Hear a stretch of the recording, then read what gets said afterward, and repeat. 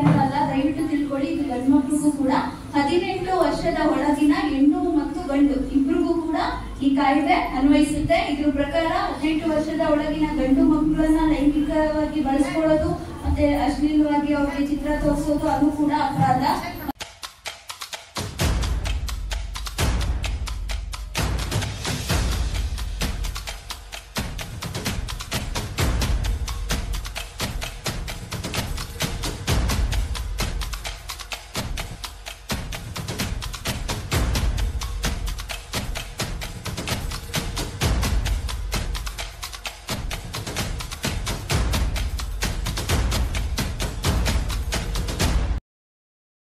ಇವತ್ತು ನಾವು ಪೋಕ್ಸೋ ಕಾರ್ಯಕ್ರಮವನ್ನು ಹಮ್ಮಿಕೊಂಡಿದ್ವಿ.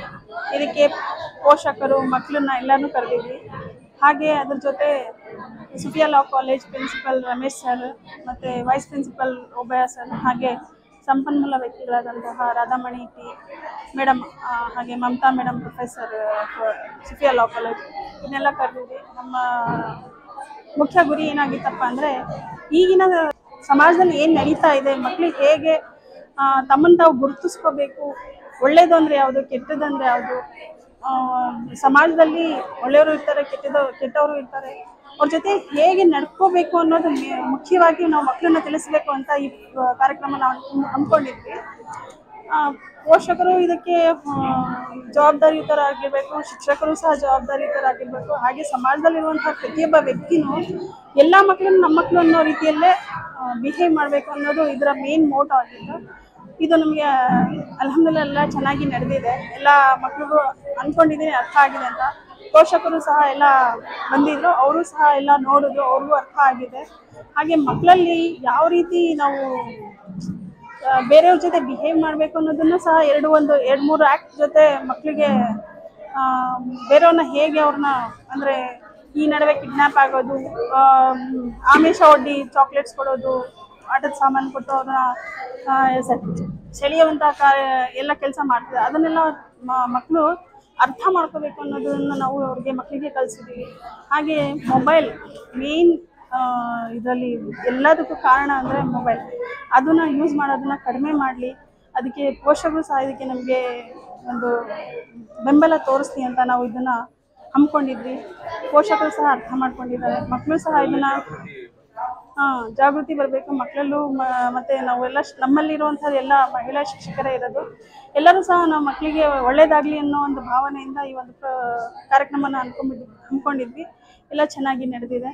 ದೇವರೆಲ್ಲರಿಗೂ ಒಳ್ಳೆ ಬುದ್ಧಿ ಕೊಡಲಿ, ಹಾಗೆ ಸಮಾಜದಲ್ಲಿ ಒಳ್ಳೆಯವರಾಗಿ ಬಾಳಿ ಬದುಕಲಿ, ಹೆಸರು ತರಲಿ ಸಮಾಜಕ್ಕೆ, ಪೋಷಕರಿಗೆ, ಶಿಕ್ಷಕರಿಗೆ, ಅವ್ರು ಓದುವಂಥ ಶಾಲೆಗೆ ಅಂತ ನನ್ನೆಲ್ಲರಲ್ಲೂ ಒಂದು ವಿನಂತಿ, ಒಂದು ಹಂಬಲ, ಒಂದು ಆಶೀರ್ವಾದ, ಮಕ್ಕಳಿಗೆ ಆಶಯ ಎಲ್ಲವನ್ನು ನಾನು ಹೇಳೋದಕ್ಕೆ ಇಷ್ಟಪಡ್ತೀನಿ.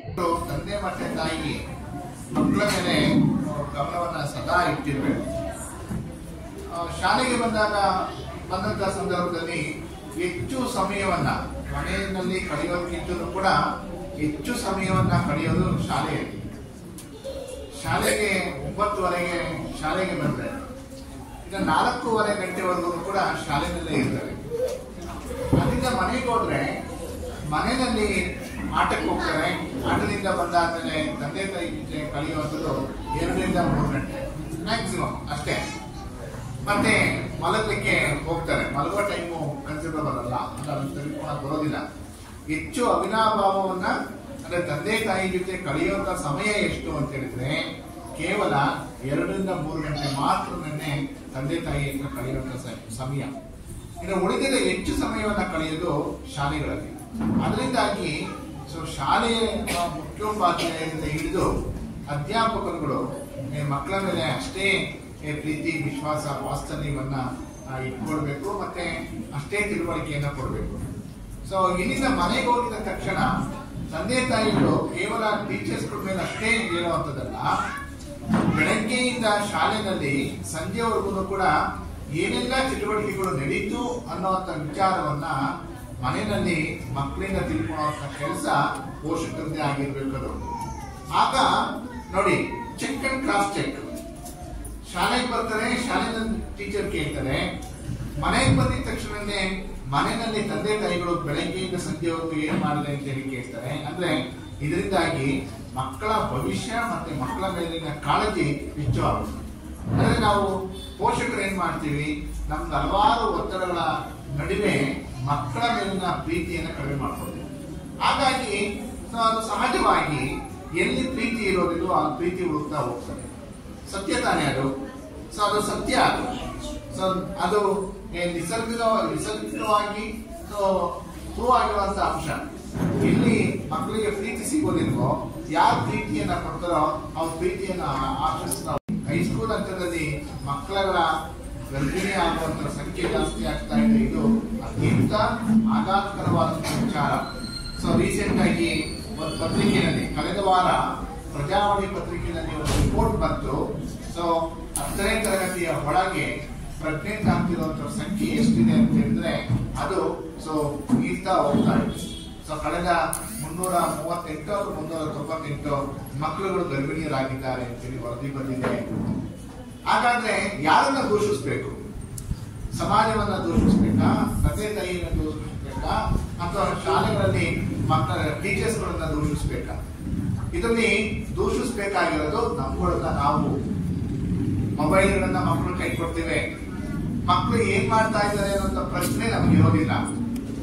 ಮೊಬೈಲ್ ಅನ್ನ ಯಾವ ಅಂಶವನ್ನ ನೋಡ್ಬೇಕು, ಯಾವ ಅಂಶವನ್ನ ನೋಡಬಾರ್ದು ಅನ್ನೋ ತಿಳುವಳಿಕೆಯನ್ನ ನಾವು ಕೊಡ್ತಾ ಇಲ್ಲ. ಮಕ್ಕಳ ಜೊತೆ ಕಾಲವನ್ನ ಕೊಡ್ತಾ ಇಲ್ಲ, ಟೈಮನ್ನ ಕೊಡ್ತಾ ಇಲ್ಲ. ನಾವು ಮನೆಗೆ ಬಂದಿದ ತಕ್ಷಣ ಮನೆಯಲ್ಲಿ ತಂದೆ ತಾಯಿಗಳು ಮಕ್ಕಳಿಗೆ ಟೈಮ್ ಕೊಡೋದು ಸಾಕಾಗ್ತಾ ಇಲ್ಲ. ಅದರಿಂದಾಗಿ ಈ ತರದ ಘಟನೆಗಳು ನಡೀತಾ ಇವೆ. ಇದಕ್ಕೆ ಶಿಕ್ಷಿತರ ಮನೆಯೂ ಕೂಡ ಹೊರತಾಗಿಲ್ಲ, ಎಜುಕೇಟೆಡ್ಸ್ ಮನೆ ಹೊರತಾಗಿಲ್ಲ. ಒಂದು ಆಘಾತಕರವಾದಂತಹ ವಿಚಾರ ಏನಪ್ಪಾ ಅಂತ ಹೇಳಿದ್ರೆ, ವೈದ್ಯರ ಮನೆಯಲ್ಲಿ ಆ ಮನೆಯಲ್ಲಿ ಓದ್ತಾ ಇದ್ದಂತಹ 8ನೇ 9ನೇ ತರಗತಿಯ ಹೆಣ್ಮಗಳು ಗರ್ಭಿಣಿ ಆಗ್ತಾರೆ. ಅವ್ರು ನೋಡ್ಕೊಂಡಿಲ್ಲ. ಅಂದ್ರೆ ಯಾವ ಮನೆಯಲ್ಲಿ? ವೆಲ್ ಎಜುಕೇಟೆಡ್ ಮನೆಯಲ್ಲಿ, ಅತ್ಯಂತ ಸುಶಿಕ್ಷಿತವಾದಂತಹ ಮನೆಯಲ್ಲಿ ನಡೆದಿರುವಂತಹ ಒಂದು ಸಣ್ಣ ಘಟನೆ. ಅಂದ್ರೆ ನಾವು ಮಕ್ಕಳ ಜೊತೆಗೆ ಟೈಮ್ ಕೊಡೋ ಬದಲಾಗಿ ಧಾರಾವಾಹಿಗಳಿಗೆ ಟೈಮ್ ಕೊಡ್ತಾ ಇದ್ದೀವಿ. ನಮಗೆ ಗೊತ್ತು ಯಾವ ಗಂಟೆಗೆ ಯಾವ ಧಾರಾವಾಹಿ ಬರುತ್ತೆ, ಈ ದಿನ ಯಾವ ಧಾರಾವಾಹಿ ಚೇಂಜ್ ಆಗಿದೆ ಟೈಮಿಂಗ್ಸ್ ಅಂತೇಳಿ. ಆದ್ರೆ ಮಕ್ಕಳ ಬಗ್ಗೆ ನಾವು ಕಾಳಜಿ ಕೊಡ್ತಾ ಇದೀವಿ ಅಂತಂದ್ರೆ ಇಲ್ಲ. ಅದರ ಪರಿಣಾಮ ಮಕ್ಕಳುಗಳು ಯಾರನ್ನ ಅವ್ರ ಬಗ್ಗೆ ಕಾಳಜಿ ಕೊಡ್ತಾರೋ ಅವ್ರು ಹೋಗಿಕೊಂತ ಹೋಗ್ತಾರೆ. ಅವ್ರಿಗೇನು ಗೊತ್ತಿದೆ? ಮಕ್ಕಳಿಗೆ ಏನು ಗೊತ್ತಿಲ್ಲ. ಆದ್ರೆ ನಾವು ಹೇಗೆ ತಯಾರು ಮಾಡ್ತೀವೋ ಮಕ್ಕಳನ್ನ ಹಾಗೆ ಬೆಳೀತಾ ಹೋಗ್ತಾರೆ. ಅಲ್ಲೇ ಹೋಗಿ ಆ ಪ್ರಕರಣವನ್ನ ಆ ಮಗುವಿನ ಹೇಳಿಕೆಯನ್ನು ತಗೊಳ್ಳೋದು ಸಹ ಈ ಕಾಯ್ದೆ ಹೇಳಿದೆ. ಉದಾಹರಣೆಗೆ ಪೊಲೀಸ್ ಠಾಣೆಗೆ ಹೋಗ್ಲಿಕ್ಕೆ ಆ ಮಗು ಎದುರ್ಕೊಂತಿದೆ ಅಂತಂದ್ರೆ ಅವಾಗ ಪೊಲೀಸ್ ಅಧಿಕಾರಿಯು ನಿಮ್ಮ ಆ ಮಗುವಿನ ಹತ್ರ ಬಂದ ಸಂದರ್ಭದಲ್ಲಿ ಯಾವುದೇ ಯೂನಿಫಾರ್ಮ್ ಇದ್ದಿರದೆ ಸಿವಿಲ್ ಡ್ರೆಸ್ ದಲ್ಲಿ ಬಂದು ಸಾಮಾನ್ಯ ವ್ಯಕ್ತಿಯಂತೆ ಬಂದು ಆ ಮಗುವನ್ನ ಆಟ ಆಡಿಸುತ್ತಾ, ಒಂದು ವೇಳೆ ಆ ಮಗು ಆಟ ಆಡ್ತಿದೆ ಅಂದ್ರೆ ಪಾರ್ಕಲ್ ಕೂಡ ಆಟ ಆಡ್ತಿರ್ಬೇಕಾದ್ರೆ ಆಕೆಯ ಘಟನೆಯ ಬಗ್ಗೆ ಕೇಳುವಂಥದ್ದು. ಯಾವುದೇ ಒಬ್ಬ ಪೊಲೀಸ್ ಅಧಿಕಾರಿ ಸಿವಿಲ್ ಡ್ರೆಸ್ ಹಾಕೊಂಡಿರ್ಬೋದು, ಠಾಣೆಯ ಅಟ್ಮಾಸ್ಫಿಯರ್ ಭಯದ ವಾತಾವರಣ ಇರ್ಬೋದು, ಚೈಲ್ಡ್ ಫ್ರೆಂಡ್ಲಿ ಅಂತ ಹೇಳ್ತೀವಿ ನಾವು. ಯಾರೋ ನ್ಯಾಯಾಧೀಶರಾಗಿರ್ಬೋದು ಅಥವಾ ಪೊಲೀಸ್ ಆಗಿರ್ಬೋದು, ಯಾರೋ ಮಕ್ಕಳ ಸ್ನೇಹಿತರಂತೆ ಅವರ ಜೊತೆಯಲ್ಲಿ ಏನು ವಿಚಾರಣೆಯನ್ನು ಮಾಡುತ್ತಾ ಅವರಿಗೆ ಆಗಿರುವ ಘಟನೆಯನ್ನು ತೆಗೆದುಕೊಳ್ಳಲು ಇದರಲ್ಲಿ ಅವಕಾಶ ಇದೆ. ಅದಕ್ಕೆ ಹೇಳ್ತೀವಿ ನಾವು ಈ ಒಂದು ನ್ಯಾಯಾಲಯವನ್ನು ಸಹ ನಾವು ಏನ್ ಮಾಡ್ತೀವಿ, ಚೈಲ್ಡ್ ಫ್ರೆಂಡ್ಲಿ ನ್ಯಾಯಾಲಯ ಅಂತ ಹೇಳ್ತೀವಿ ನಾವು.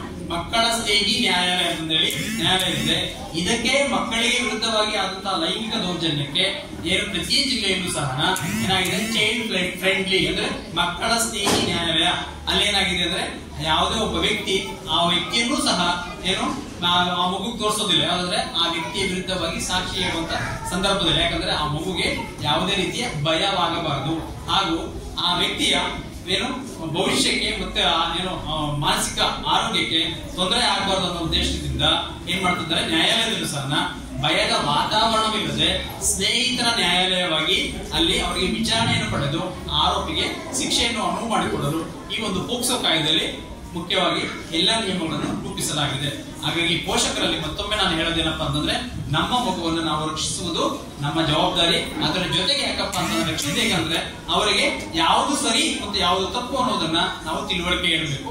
ಯಾವುದೇ ಒಂದು ಮಗು ಬಂದು ಈ ತರ ಆಗ್ತಿದೆ ನನಗೆ ಹೇಳ್ತಿದೆ ಅಂತ ತಕ್ಷಣ ಸೂಕ್ಷ್ಮವಾಗಿ ಪರಿಗಣಿಸಿ, ಹೌದು ಈ ತರ ಆಗ್ತಿದೆಯಾ, ಯಾರಿಂದ ಆಗ್ತಿದೆ, ಏನಿದೆ ಆಗ್ತಿದೆ ಅಂತ ಗಮನಿಸಿ ಅದನ್ನು ಪರಿಶೀಲನೆ ಮಾಡುವಂತದ್ದು ನಮ್ಮ ಜವಾಬ್ದಾರಿ. ಯಾಕಂದ್ರೆ ನಾಳೆ ಬೆಳಗ್ಗೆ ಈಗಾಗಲೇ ಒಂದು ಘಟನೆ ಹೇಳಿದಂಗೆ ಪೂರ್ತಿ ಆ ಒಂದು ಘಟನೆ ಕೈ ಬೀರೋದ ಸಂದರ್ಭದಲ್ಲಿ ನಮ್ಮ ಮಗುವಿನ ಭವಿಷ್ಯ ನಮ್ಮಿಂದ ನಾವು ಹಾಳಾಗೋದು ಬೇಡ. ಹಾಗಾಗಿ ನಮ್ಮ ಮಕ್ಕಳಿಗೆ ನಾವೇನ್ ಮಾಡಬೇಕು, ತಿಳುವಳಿಕೆ ಹೇಳುವಂಥದ್ದು ನಮ್ಮ ಆದ್ಯ ಕರ್ತವ್ಯ. ಹಾಗಾಗಿ ಆ ಮಗು ದಿಢೀರ್ ಬಂದು ಏನೋ ಒಂದು ಹೇಳಿದ ತಕ್ಷಣ ಗದ್ರೋಗ್ಬಾರ್ದು. ನಾವೇಳ್ಬೇಕು, ಹೌದಾ, ಯಾವ ರೀತಿ ಆಯ್ತು, ಏನಾಯ್ತು ಸಮಂಜಸವಾಗಿ ನಾವು ಕೇಳುವಂತ ಸೌಜನ್ಯವನ್ನು ಬೆಳೆಸ್ಕೋಬೇಕು.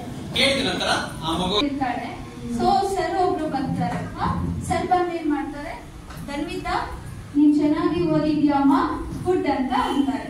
ಇದು safe touch safe touch safe. ಏನ್ ಫೀಲ್ ಆಯ್ತಪ್ಪ ನಿಮ್ಗೆ? ಏನ್ ಅನ್ಸ್ಲಿಲ್ಲ ಅಲ್ವಾ? ಖುಷಿ ಆಯ್ತು ನಾನ್ ಗುಡ್ ಅಂದಾಗ. ನೆಕ್ಸ್ಟ್ ಇನ್ನೊಂದ್ಸಲ, ಅನ್ವಿತಾ ನೀನ್ ತುಂಬಾ ಚೆನ್ನಾಗಿ ಓದಿದ್ಯಾ ಕಣಮ್ಮ ಅಂತ ಈ ತರ ಟಚ್ ಮಾಡ್ತಾನೆ ಇರ್ತಾರೆ. ಅದೇನ್ ಟಚ್? ನಿಮ್ಗೇನ್ ಫೀಲ್ ಆಯ್ತು? ಬ್ಯಾಡ್ ಟಚ್. ಯಾಕಂದ್ರೆ ಸುಮ್ಮನೆ ಹಿಂಗ್ ಆತರ ಅಪ್ರಿಶಿಯೇಟ್ ಮಾಡಿದ್ರೆ ಅದು ನಮ್ಗೆ ಖುಷಿ ಕೊಡತ್ತೆ. ಅದನ್ನ ತುಂಬಾ ಪ್ರೆಸ್ ಆಗಿ ಈ ತರ ಬ್ಯಾಕ್ ಎಲ್ಲ ಉಜ್ತಾ ಇರ್ತಾರೆ, ಬೆನ್ನು ಉಜ್ತಾ ಇರ್ತಾರೆ, ಬೆನ್ನಿಂದ ಕೆಳಗಡೆ ಉಜ್ತಾರೆ, ಕೈ ಇಟ್ಕೋತಾರೆ, ತೊಡೆ ಮುಡ್ತಾರೆ, ಇದೆಲ್ಲ ಏನು ಬ್ಯಾಡ್ ಟಚ್. ಅವಾಗ್ಲೇ ಇವ್ಳು ತುಂಬಾ ಕ್ಯೂಟ್ ಆಗಿದ್ಯಾ, ಇದು ಗುಡ್ಡ ಬೇಡ? ಗುಡ್.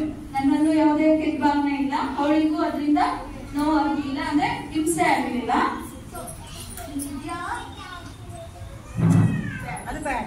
ಬ್ಯಾಡ್ ಇಂಟೆನ್ಷನ್ ಬ್ಯಾಡ್ ಆಗಿತ್ತಲ್ವಾ? ಸೊ ತುಟಿ ಭಾಗ ಮತ್ತೆ ಇದು ಎದೆ ಭಾಗ ಹೆಣ್ಮಕ್ಳಿಗೆ ಸೊಂಟ ಬ್ಯಾಕ್ ಸೈಡು ಯಾರು ನಗ್ಬಾರ್ದು. ಯಾಕಂದ್ರೆ ಇದರಿಂದ ಮುಂದೆ ದೊಡ್ಡ ದೊಡ್ಡ ಅನಾಹುತ ಆಗತ್ತೆ. ಅದಕ್ಕೆ ನೀವು ಮುಂದೆ ಇದನ್ನೆಲ್ಲ ಯಾರು ಟಚ್ ಮಾಡ್ತಾರೆ, ಸೊಂಟ ಆಯ್ತಲ್ವಾ, ಮತ್ತೆ ಸೊಂಟದ ಮಧ್ಯ ಭಾಗ, ತೊಡೆ ಭಾಗ, ಇಷ್ಟನ್ನ ಯಾರಾದ್ರೂ ನಿಮ್ಗೆ ಕಾರಣ ಇಲ್ಲದೆ ಮುಟ್ತಾರೆ ಅಥವಾ ಹಿಂಸೆ ಆಗುತ್ತೆ, ಆ ಮುಟ್ಟುವಿಕೆಯಿಂದ ನನಗೆ ಹಿಂಸೆ ಆಗುತ್ತೆ ಅಂದ್ರೆ ನೀವೇನ್ ಮಾಡ್ಬೇಕು? ತಕ್ಷಣ ಯಾರಿಗೆ ಹೇಳ್ಬೇಕು? ತಾಯಿಗೆ ಹೇಳ್ಬೇಕು. ತಾಯಿ ಇವಾಗ ಹೇಳಿದ ತಕ್ಷಣ ಅಮ್ಮಗೆ ಹೇಳ್ತಾರ? ಏನಂತಾರೆ? ಬೈತಾರೆ. ಯಾಕೆ ಬೈತಾರೆ? ಕೆಲ್ಸದ ಬಿಸಿನಲ್ಲಿ ಅಮ್ಮ ಬೈತಾರೆ. ಇತ್ತೀಚೆಗೆ ಅದೇ ಆಗ್ತಾ ಇರೋದು. ಮಕ್ಕಳಿಗೆ ಪೋಷಕರು ಆದಷ್ಟು ಏನ್ ಮಾಡ್ಬೇಕು, ಸ್ವಲ್ಪ ಟೈಮ್ ಅನ್ನ, ಯಾವುದೇ ರೀತಿ ಅಸುರಕ್ಷಿತ ಮುಟ್ಟುವಿಕೆ ಫಸ್ಟ್ ಮಗುಗಾಗದೆ ಅಸುರಕ್ಷಿತ ಮುಟ್ಟುವಿಕೆ, ಆಮೇಲೆ ಅದು ಇಂಟೆನ್ಷನಲಿ ಬೇರೆ ಬೇರೆ ರೀತಿ ಆಗುತ್ತೆ. ಇದ್ರಲ್ಲಿ ಒಂದು ವಿಡಿಯೋನಲ್ಲಿ ನಾವು ಅವ್ರು ಫಸ್ಟ್ ಕ್ಯಾಂಡಿ ತಿಂದಾಗ ಅವ್ರ ಅಮ್ಮನ ಹತ್ರ ಹೇಳಿಲ್ಲ. ಯಾಕೆ? ಅಮ್ಮ ನನ್ಗೆ ಹೊಡಿತಾರೆ, ಅಮ್ಮನ ಹತ್ರ ಹೊಡಿತಾರೆ ಅನ್ನೋದಕ್ಕೆ ಅದನ್ನ ಮುಚ್ಚಿಟ್ಲು. ಬಟ್ ಅದ್ರಲ್ಲಿ ಭಕ್ಷಿ ಅಂಕಲ್ ಏನ್ ಮಾಡ್ತಾನೆ, ಅದನ್ನ ಎನ್ಕರೇಜ್ ಮಾಡ್ಕೊಂಡ. ಏನಂದ್ರೆ ಮಗು ಒಂದೊಂದು ಸೀಕ್ರೆಟ್ ಇಟ್ಟಿದೆ. ಈಗ ನಾನು ಅವಳ ಜೊತೆ ಬಾಡಾಗಿ ನಡ್ಕೊಂಡ್ರು ಕೂಡ ಅವಳು ಅದನ್ನ ಅಮ್ಮಂಗೆ ಹೇಳಲ್ಲ. ಹೇಳ್ತಾಳೆ ಅಂದ್ರೆ ನಾನು ಕ್ಯಾಂಡಿ ತಿಂದಿದ್ದು ಹೇಳ್ಬೋದಲ್ವಾ ಅಂತ ಬ್ಲಾಕ್ ಮೇಲ್ ಮಾಡ್ಬೋದು ಅಂತ.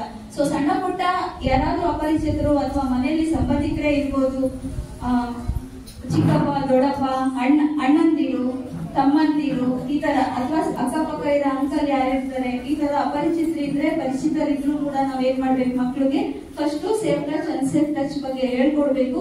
ಅವ್ರು ಏನಾದ್ರೂ ಕೊಡ್ತಾರೆ ಅಂದ್ರೆ ಅದನ್ನ ತಗೊಳ್ಬಾರ್ದು.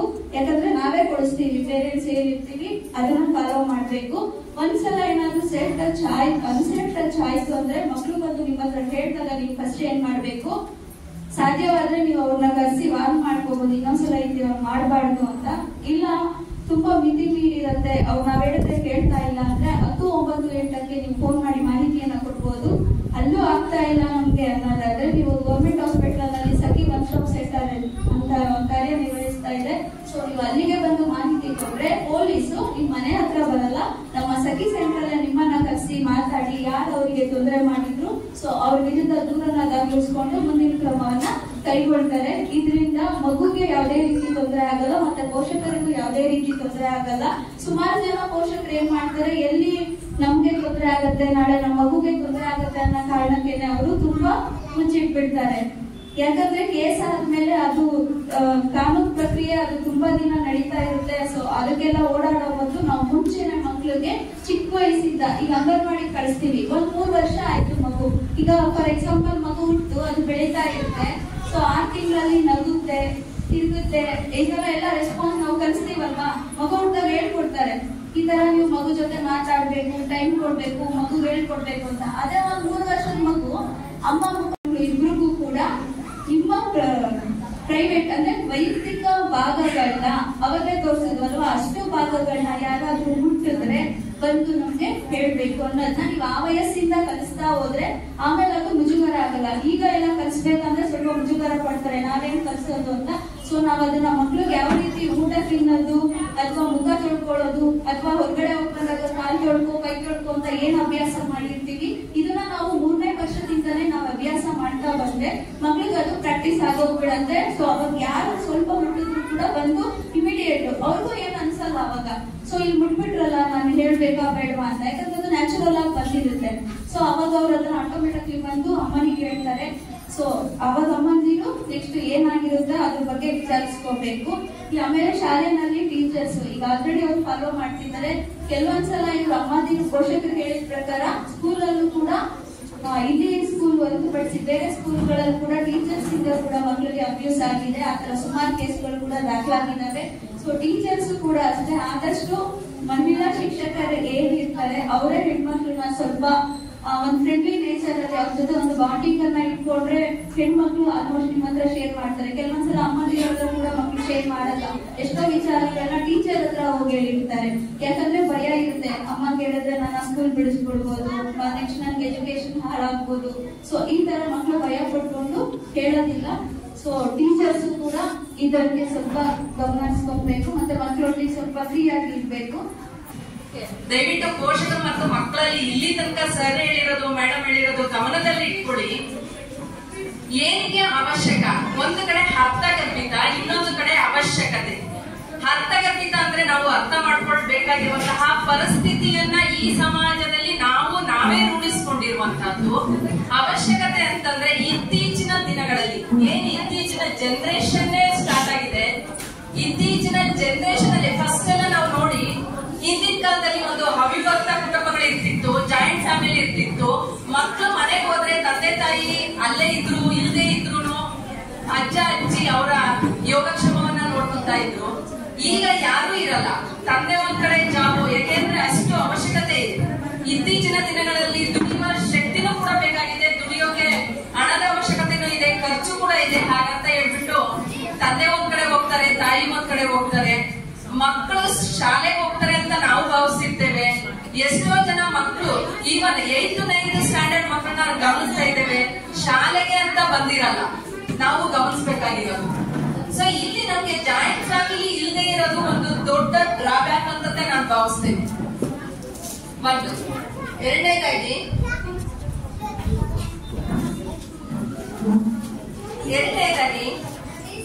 ಆ ಅಜ್ಜ ಅಜ್ಜಿ ನೋಡ್ಕೊಳ್ತಾ ಇದ್ರು, ಅವರ ಪಾತ್ರ ಯಾರು ನಿಭಾಯಿಸೋರು ಮನೆಯಲ್ಲಿ ಇಲ್ಲದೆ ಇದ್ದಾಗ ಮಕ್ಕಳು ಶಾಲೆಯಿಂದ ಮನೆಗೆ ಬರ್ತಾರೆ, ಅವ್ರು ಏನ್ ಮಾಡ್ತಿರ್ತಾರೆ ಅನ್ನೋದು ನಮಗೆ ಗೊತ್ತಿರಲ್ಲ. ಸೊ ಇದು ಒಂದು ದೊಡ್ಡ ಪ್ರಾಬ್ಲಮ್ ಆಗಿ, ಮತ್ತೆ ಈ ಮಕ್ಕಳ ಮೈಂಡ್ ಸೆಟ್ ತುಂಬಾ ಚೇಂಜಸ್ ಇದೆ. ನಮ್ಮ ಮನಸ್ಸಿನ ಪ್ರಜ್ಞಾಸ್ಥಿತಿಗೂ ಈಗಿನ ಮಕ್ಕಳ ಮನಸ್ಥಿತಿಯ ಪ್ರಜ್ಞಾಸ್ಥಿತಿಗೂ ಬಹಳಷ್ಟು ವ್ಯತ್ಯಾಸವನ್ನ ನಾವು ನೋಡಿದ್ದೇವೆ.